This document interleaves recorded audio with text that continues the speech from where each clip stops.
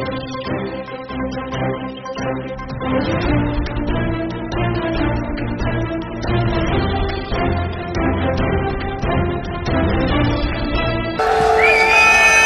जी, केसी वेणुगोपाल जी, रंधावा जी, अशोक गहलोत जी, दोतासरा जी, सचिन पायलट जी, जितेंद्र सिंह जी, मालविया जी, हरीश चौधरी जी, Mohan Prakash ji, CP Joshi ji, stage पे Congress party के वरिष्ठ नेता, हमारे प्यारे कार्यकर्ता, भाइयों और बहनों, एमएलएज, एमपीज, आप सबका यहां बहुत बहुत स्वागत।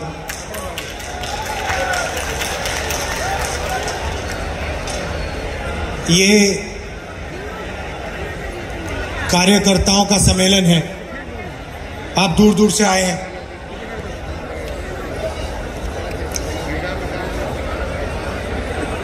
जैसे राजस्थान में रणथंभौर है, रणथंभौर में अगर आप जाएं, आप गए होंगे, तो वहां पे एक शेर को देखने घंटे लग जाते हैं। मतलब ढूंढो उसको, 6-7 घंटे लगते हैं और फिर एक झलक दिखती है, भाग जाता है। आप में से लोग गए होंगे रणथंभौर। यहां पे पहली बार मैंने देखा है कि हजारों बब्बर शेर एक साथ बैठे हुए हैं।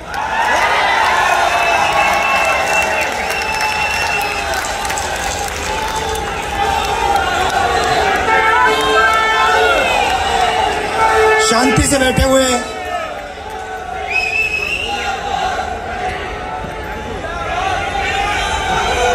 नफरत की बाजार नहीं है, मोहब्बत की दुकान है।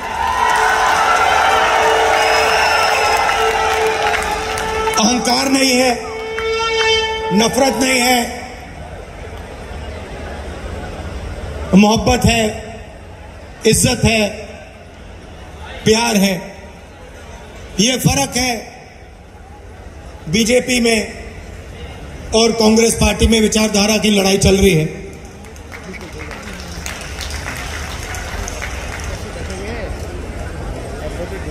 कुछ दिन पहले मैंने पार्लियामेंट में अदानी जी वाला भाषण दे दिया। देखा होगा आपने, पार्लियामेंट में देखा। अब इनकी नई आदत है, वो टीवी ऑफ कर देते हैं। पहले माइक ऑफ करते थे, अब टीवी ऑफ कर देते हैं। तो पता नहीं आप में से सबने देखा या नहीं देखा, मगर बीजेपी वालों ने जरूर देखा। और उसके बाद मेरी जो लोकसभा की सदस्यता है उसे रद्द कर दिया। जैसे गाड़ी में एक्सेलरेटर दबाते हैं, वैसे ही मेरे केस का एक्सेलरेटर दबा दिया और 2 दिन में मतलब निर्णय ले दिया। पहली बार हिंदुस्तान में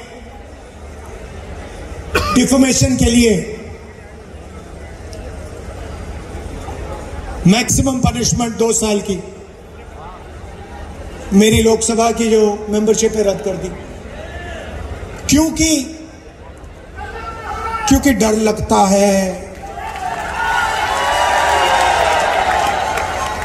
डर लगता है। जैसे ही 2 चीजें हैं, आप एक काम करो, कांग्रेस पार्टी के बब्बर शेरों, कोई भी बीजेपी का कार्यकर्ता आपके सामने आए, उसके सामने अदानी नाम ले लो, भग जाएगा।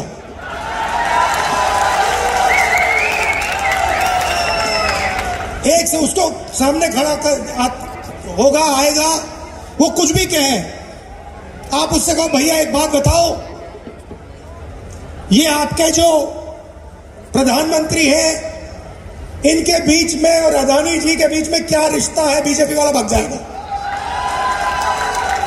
तो पैनिक होता है, डर लगता है। उसके बाद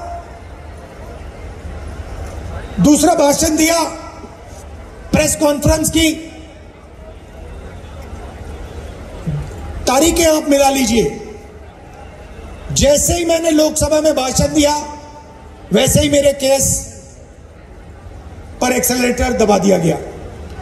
उसके बाद इंटरनेशनल फाइनेंशियल अखबार में अदानी जी के बारे में कहानी आती है।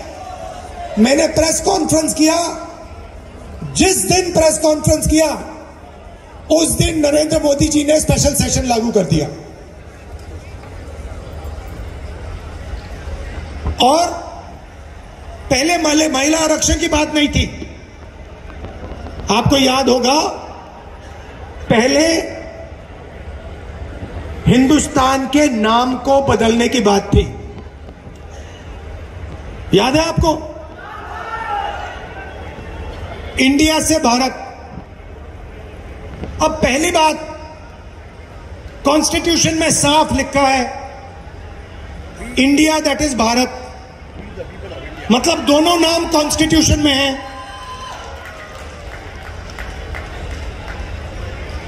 मगर ये इन्होंने पहले नया बहाना बनाया, इंडिया वर्सेस भारत। कोई झगड़ा नहीं इंडिया और भारत के बीच में, मगर इन्होंने कोशिश की भैया इंडिया और भारत के बीच में लड़ाई कराओ। थोड़े दिनों में उनको पता लग गया कि जनता इसको एक्सेप्ट नहीं करेगी। जनता ये बात को सुनने के लिए तैयार ही नहीं है। प्रॉब्लम हो गई। अब स्पेशल सेशन में क्या करें? स्पेशल सेशन तो अनाउंस कर दिया, अब क्या करें? चलो महिला आरक्षण की बात करते हैं। अब देखिए, महिला आरक्षण का हमने पूरा समर्थन किया है। राजीव गांधी जी पंचायती राज में महिला आरक्षण लाए थे। हमने बिल का, सब पार्टियों ने, इंडिया ने, जो हमारा गठबंधन है, सब पार्टियों ने कहा हम इस बिल को पूरा समर्थन देते हैं। मगर इसमें हमारे 2-3 सवाल हैं। सवाल के जवाब दे दीजिए। पहला सवाल, इसमें ओबीसी महिलाओं के लिए रिजर्वेशन क्यों नहीं किया? बीजेपी के लोग कहते हैं कि महिला आरक्षण करने से पहले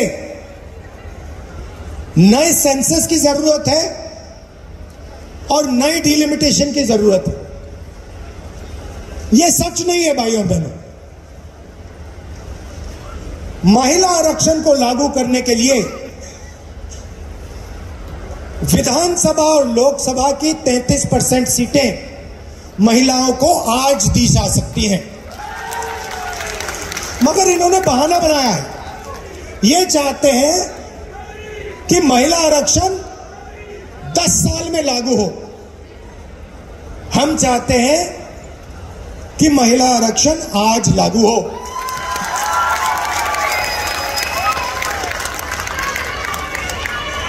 और ओबीसी महिलाओं को महिला आरक्षण का फायदा मिले। अब पार्लियामेंट में मेरा भाषण था, तो भाषण के लिए मैंने थोड़ी रिसर्च की।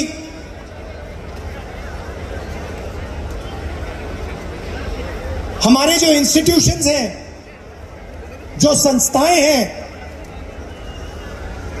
उसमें ओबीसी वर्ग की, दलित वर्ग की, आदिवासी वर्ग की क्या भागीदारी है? तो मैंने क्या किया, हिंदुस्तान को 90 लोग चलाते हैं। हिंदुस्तान को, आज के हिंदुस्तान को एमएलए और एमपी नहीं चलाते हैं। आज के हिंदुस्तान को प्रधानमंत्री 90 अफसरों के साथ चलाते हैं। वो कौन है? वो हिंदुस्तान की सरकार के सेक्रेटरीज हैं। हर मिनिस्ट्री को, सेंट्रल मिनिस्ट्री को सेक्रेटरी चलाते हैं। तो मैंने एक बात चेक की कि ये जो लोग 90 लोग हैं जो हिंदुस्तान की सरकार को चलाते हैं, पूरा का पूरा पावर इनके हाथ में है। हिंदुस्तान किस ओर जाएगा, शिक्षा में क्या निर्णय लिए जाएंगे, स्वास्थ्य में क्या निर्णय लिया जाएंगे, नरेगा का डिजाइन कैसे होगा, भोजन के अधिकार का डिजाइन क्या होगा, ये 90 लोग चुनते हैं, ये डिसाइड करते हैं। तो मैंने सोचा देखता हूं इन 90 लोगों में से नरेंद्र मोदी जी की सरकार में ओबीसी कितने हैं। नरेंद्र मोदी जी 24 घंटा ओबीसी की बात करते हैं। भाइयों और बहनों, आज 90 लोगों में से 3 लोग ओबीसी वर्ग के हैं। 3 लोग ओबीसी वर्ग के हैं। और बात सुनिए, वो 3 लोग हिंदुस्तान के सिर्फ 5% बजट पे निर्णय लेते हैं। मतलब 3 हैं और सरकार में उनकी कोई पावर नहीं है। कोई नहीं सुनता उनकी, उनको कोने में रखा हुआ है।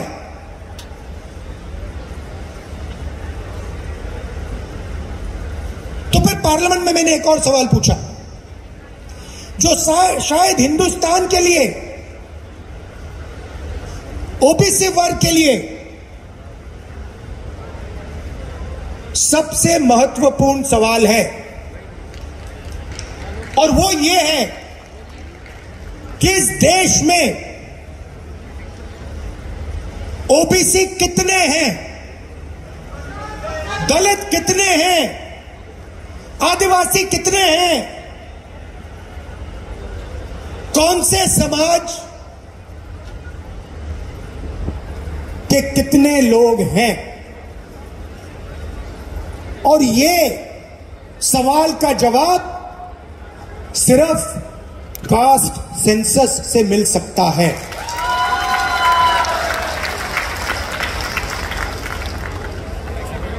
जैसे ही मैंने कास्ट सेंसस की बात शुरू की पार्लियामेंट हाउस में, आप देख लेना, बीजेपी लोग, बीजेपी के नेता, बीजेपी के मंत्री, एमएलए सब चिल्लाने लगे। मेरी आवाज को दबाने की कोशिश की। टीवी का कैमरा हिल गया कि देश के ओबीसी को यह पता ना लगे कि हिंदुस्तान की ओबीसी वर्ग से आते हैं।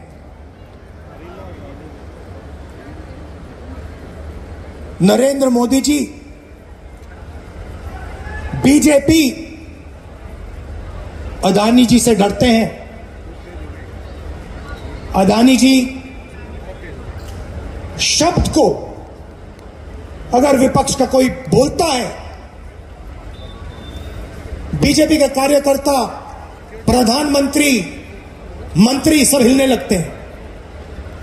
टीवी ऑफ हो जाता है, माइक बंद हो जाता है। दूसरी तरफ जैसे ही कांग्रेस पार्टी कास्ट सेंसस की बात करती है, जो मैंने बात उठाई पार्लियामेंट हाउस में, 90 लोगों में से 3 लोग ओबीसी क्यों हैं?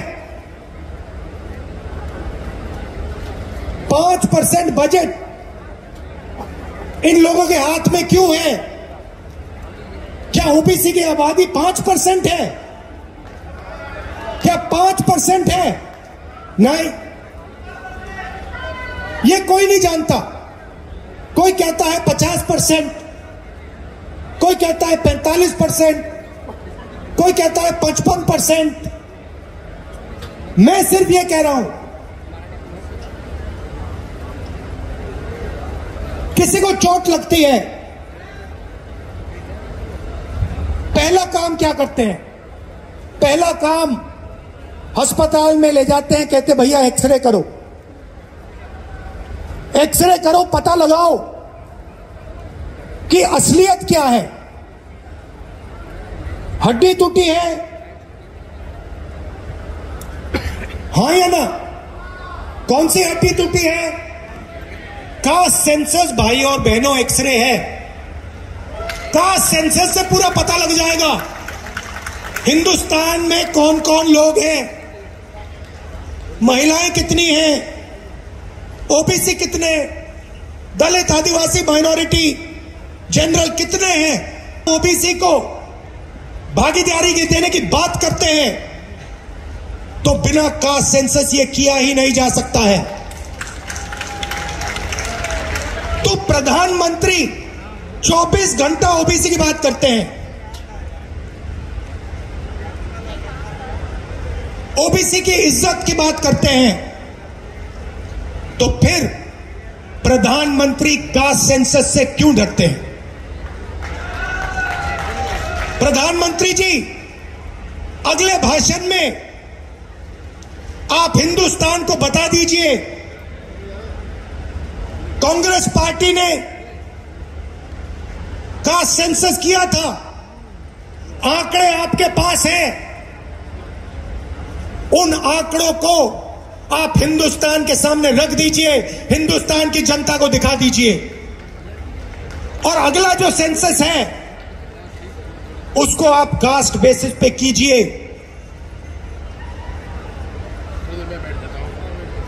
ओबीसी का अपमान मत कीजिए, ओबीसी को धोखा मत दीजिए। अब आप देखना, नरेंद्र मोदी जी ना अदानी जी की बात कर सकते हैं और ना ओबीसी सेंसस की बात कर सकते हैं। उनके भाषण देखना, आने वाले समय में भाषण देखना, ओबीसी सेंसस पे वो एक शब्द नहीं बोल पाएंगे, आपके सामने आंकड़े नहीं रख पाएंगे, अदानी जी के बारे में एक शब्द नहीं बोल पाएंगे। सच्चाई ये है, यहां पे राजस्थान में हमारी सरकार ने आपसे झूठे वायदे नहीं किए।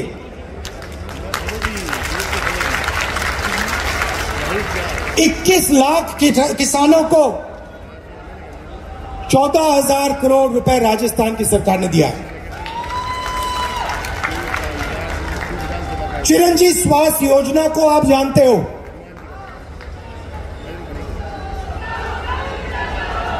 कुछ दिन पहले मैं रेलवे स्टेशन में कुलियों से बात करने गया, इनके नफरत के बाजार के अंदर मोहब्बत की दुकान खोलिए। धन्यवाद, जय हिंद।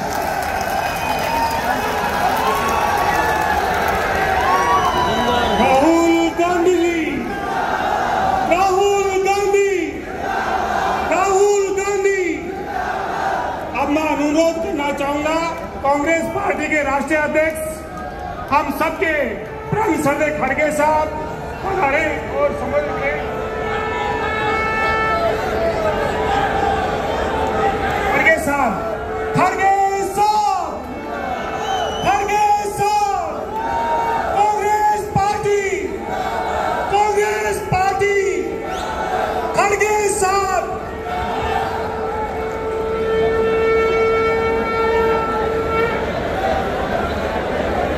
जयपुर की हम सभी ये देख रहे हैं कि हमारे कांग्रेस पार्टी के कार्यकर्ता मित्रों को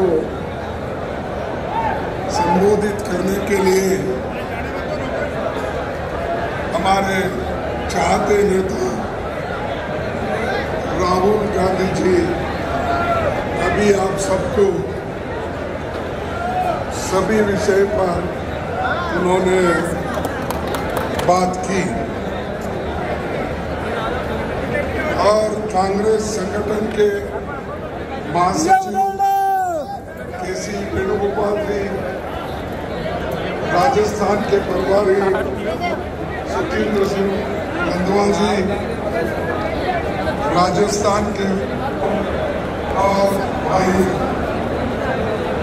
आज का दिन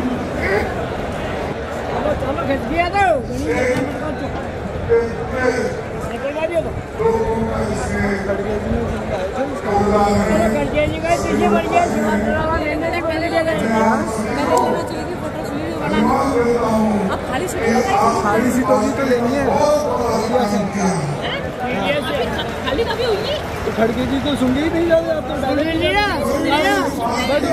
इसे मर गया। वो तो आएगी आपकी तो। नहीं इसे मर गया मैं। कहाँ से हो? कहाँ से? इसे मारे यार।